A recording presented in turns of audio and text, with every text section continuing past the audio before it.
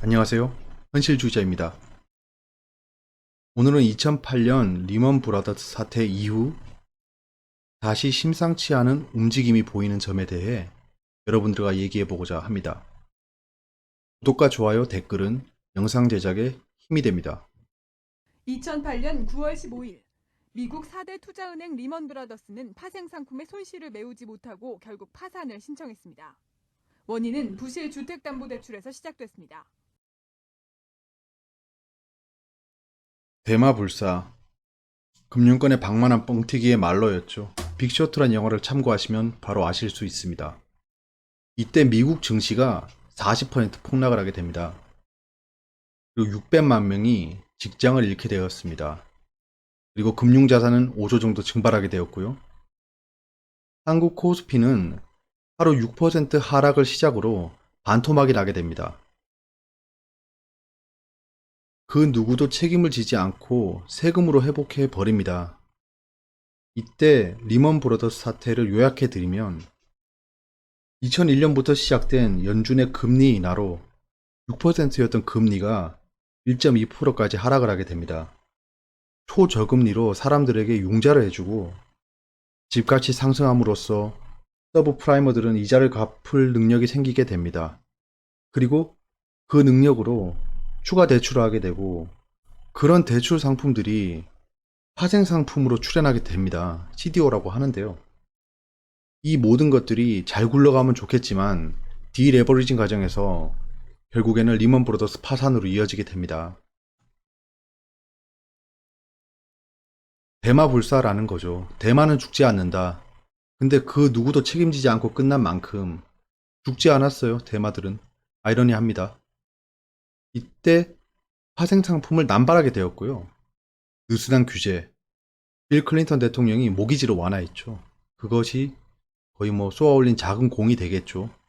신용평가가 불명확했어요. 그 빅숏 영화에서도 보시면 아니 왜 얘들에게 계속 A등급을 주죠? 라고 하는 대사가 나오잖아요. 그래서 그 사람들은 결국에는 오히려 호통을 치죠. 당신들 쇼트에 얼마나 투자했길래 나한테 이러냐 이러면서 서로에게 정의는 없어요. 다 서로의 이익을 위해서 하는 거죠. 모두의 안일함이 있었어요. 그러니까 상승할 거야. 모든 자산은 올라갈 거야. 내 자산은 증식되고 있어. 너무 좋아. 해피해. 라는 레버리징 과정이었죠. 그래서 결국 이런 사태가 벌어지고 난 뒤에 볼커 룰을 실행하게 됩니다. 도드 프랭크법 안에 있는 건데요. 미 연준 연방예금공사, 통화감독청, 증권거래위원회, 상품선물거래위원회에서 3년간 준비 후에 승인하게 됩니다. 이 골자를 보면 10년 위기 방지를 위한 금융개혁입니다. 은행과 IB를 분리하는 거예요. 은행과 투자를 분리하는 겁니다. 대마불사를 방지하고자 하는 거죠. 은행 고객들은 안정성이 제고되는 겁니다. 내가 맡긴 돈이 내가 찾고자 할 때 무조건 있어야 돼요. 뱅크런을 하지 않는 이상 무조건 있어야 되는 겁니다. 최근 한국에서 벌어진 그 DLF 사태도 똑같은 거죠. 은행이 그런 식으로 해버려가지고 결국에는 은행 그 예금하는 사람들, 고객에게 피해를 끼친 거잖아요. 글라스-스티겔법과 유사한 겁니다.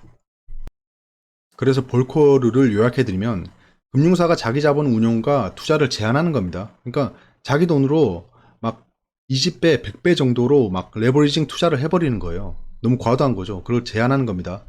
복잡한 파생 상품 투자를 규제하는 거예요. 그러니까 아까 말했듯이 CDO, 합성 CDO 이런 거는 안 된다는 겁니다. 레버리지를 5배 이내로 규제하는 거고요.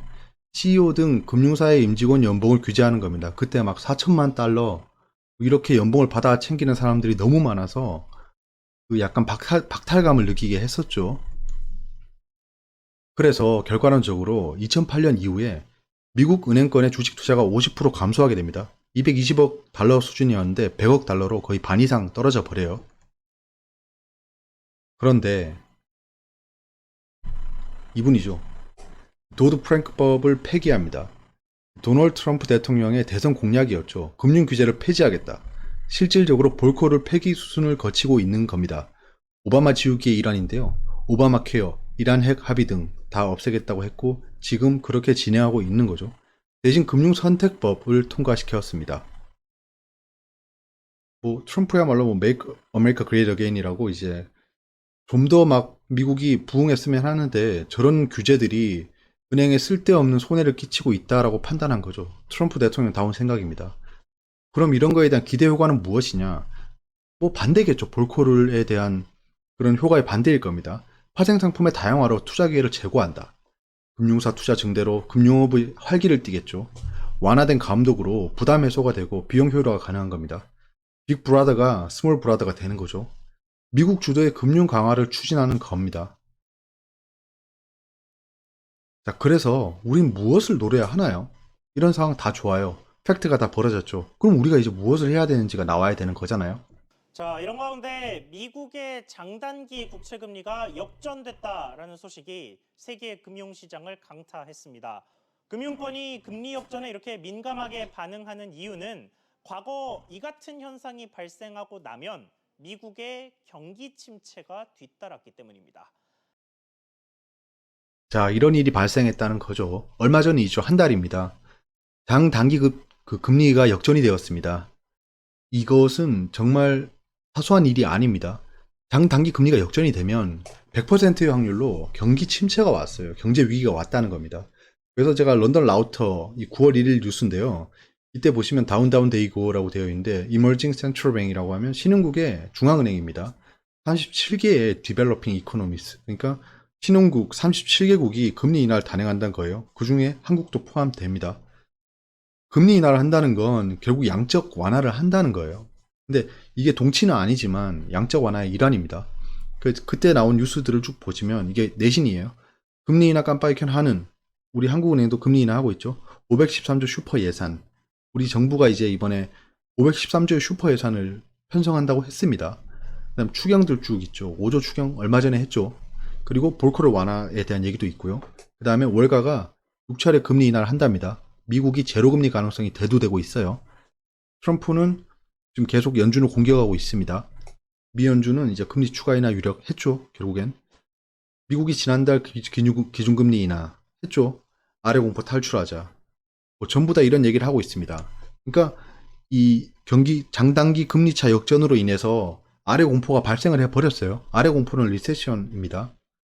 그러니까 그거에 대한 반작용으로 여러 가지 이제 정책들이 쏟아지는 거예요. 어느 정치인이 자기가 담당하고 있을 때 경제 위기가 오는 걸 바랄까요? 더군다나 트럼프 대통령은 재선을 해야 됩니다. 근데 장단기 금리가 역전이 됐어요. 그러면 재선이 내년 11월인데 그때 그 전에 경기 위기가 오면 어떡하죠? 그래서 금리차 발생이랑 경기 침체의 관계를 제가 분석해 보았습니다. 보시면 알겠지만 첫 번째, 두 번째, 세 번째, 네 번째, 다섯 번째 역전 때 발생 침체 기간을 계산해 보았어요.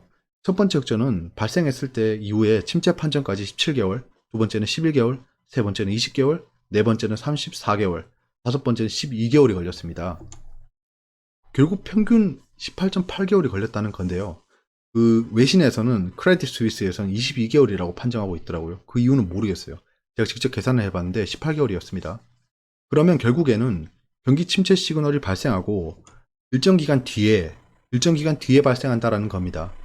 이게 자세히 살펴보시면 양적 완화, 그러니까 금리 인하랑 양적 완화는 조금 다릅니다. 양적 완화는 그 중앙은행에서 그런 재화들 다 사들이는 거예요. 금융 상품 같은 것들을.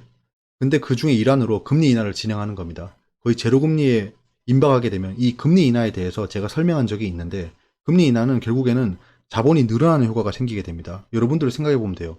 금리가 떨어지면 대출을 더 하시잖아요. 똑같은 겁니다. 정책 활성화, 아까 보셨다시피 슈퍼 예산을 편성하고 그런 좀 정책적으로 드라이브를 걸고 있습니다. 그리고 규제 완화, 볼코르도 완화하고 있죠.